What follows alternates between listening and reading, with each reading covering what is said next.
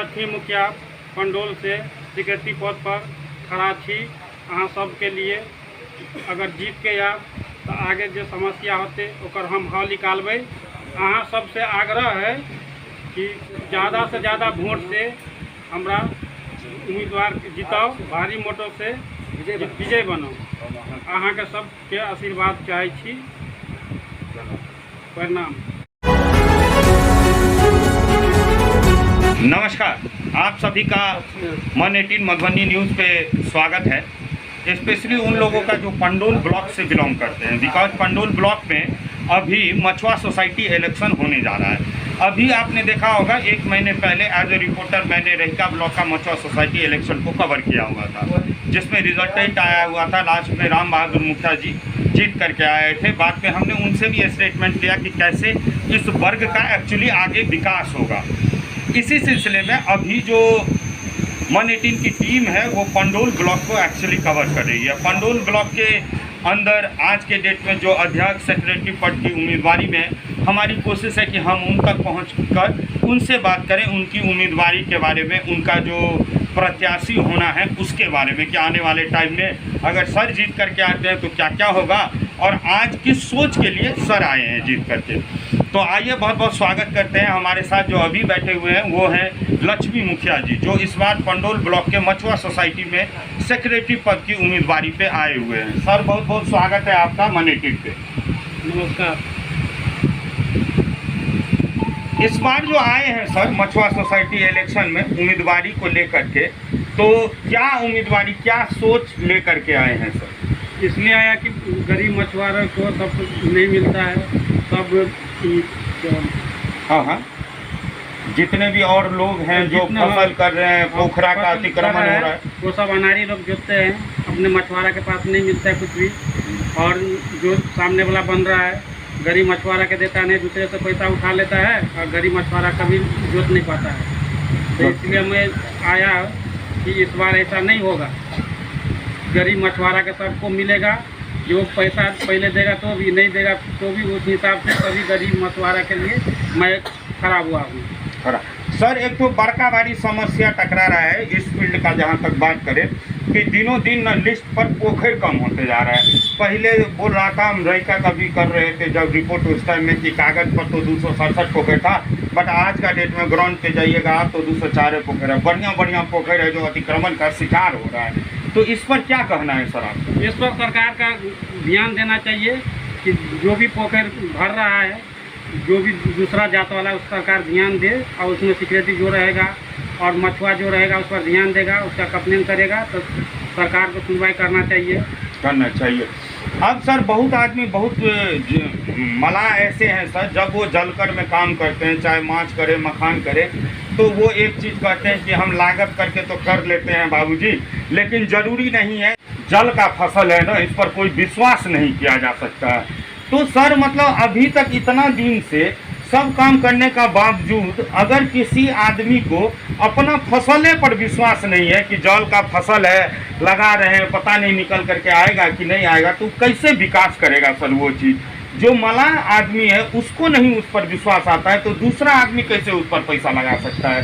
तो आपको नहीं लगता है सर कि इसमें सरकार को सब्सिडी या इंश्योरेंस, इस सब टाइप का कुछ बीमा योजना, इस सब करना चाहिए कि अगर लिस्ट में कोई पोखर है उस पर ये लागत है तो उस लागत पर उसका रिटर्न भी आना चाहिए? और ये सरकार को करना चाहिए। जो अगर फसल नहीं हुआ, जैसे बाढ़ हो गया, डूब गया, तो सरकार उसको इंश्योरेंस बना के दे।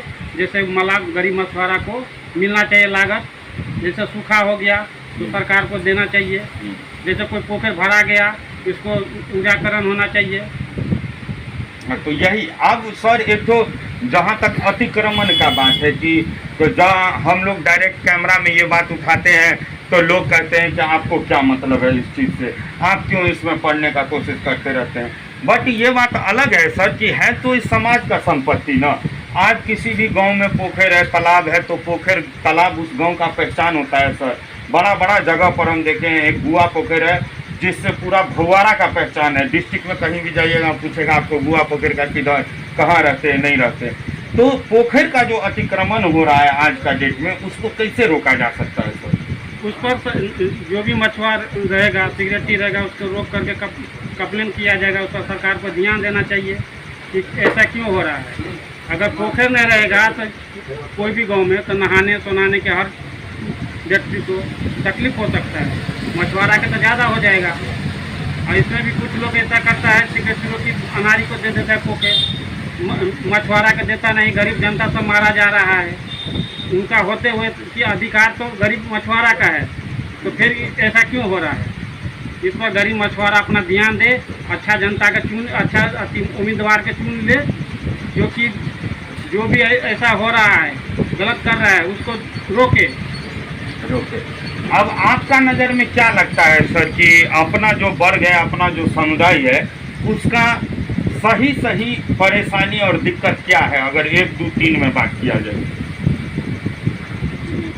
नहीं, अगर मान लीजिए अपना जो समाज का आदमी है, मान लीजिए पूरा मल्लाह वर्ग का, अगर 3 परेशानी के बारे में बात किया जाए कि 3 परेशानी क्या है, तो वो क्या होगा? एक जो जलकर में लगाता है पैसा लगा करके, अभी भी अपना पैसा लगा करके, जहाँ तक हम लोग रिपोर्ट करते हैं बहुत कम मल्लाह ऐसे हैं जिनका अपना पैसा लगा रहता है। कहीं ना कहीं मखान उपजाने के लिए उसको कोई ना कोई पहले से पैसा देता है, पहले एक्सपॉन्स करता है जो मार्केट के खलीफा सब है। तो यही चीज़ सर जो अगर बढ़ेगा आगे, समाज में बिजनेस नहीं आ रहा है, माछ मखान इतना प्रतिष्ठित चीज़ है मिथिलांचल का, तब भी यहाँ औद्योगिक विकास नहीं हो रहा है।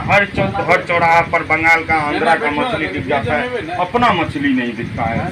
इसमें कैसे इसका सुधार होगा? ये सरकार को करना चाहिए। अभी देखिए मच्छी का तो हो गया बता रहे हैं, और मखाना का देखिए कितना भी मछुआरा उपजा रहा है मल्लाह, और उसमें रेट नहीं मिल रहा है गरीब को, किसान को।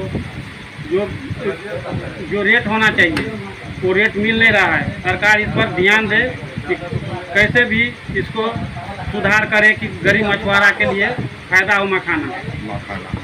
तो देखिए बहुत बहुत धन्यवाद सर, आपने अपना बहुमूल्य 5 मिनट हम लोगों का दिया। देखिए मैं आपको एक चीज़ बताता हूँ, अभी मैंने सर से बात किया तो सर से बात करने के बाद जो मूल्यांकन रूप से बात निकल करके आया 2, 3, 4 परेशानियों के बारे में बात करें तो एक यही परेशानी, पहली चीज़ कि एक संगठित होना चाहिए हर किसी को, और अपनी संपत्ति को कंसीडर करना चाहिए, हमारा क्या संपत्ति है, हम उस पर कैसे विकास करें। एक चीज़ ये। दूसरी चीज़ कि सरकार को बहुत हद तक हर चीज़ को देखने की ज़रूरत है। अगर आप किसी को सिर्फ सब्सिडी दे देते हैं, मोटरसाइकिल बांट देते हैं, ई रिक्शा टेम्पू बांट देते हैं बिहार उत्सव में, तो उसी से नहीं होता है। जो यहाँ का वर्ग है उसको एक सपोर्ट चाहिए। सपोर्ट इन द सेंस कि जब ये जलकर करते हैं उस टाइम में इनको लोन की सपोर्ट हो फसल काटने के लिए, या कुछ भी आप मुद्रांकन लेवल पे। अगर ये जब जलकर का ये काम करते हैं तो इनका जलकर में बीमा कैसे हो। मान लीजिए बाढ़ आ गया, मछली बाहर निकल गया, पानी नहीं हुआ, पोखर सुखार हो गया।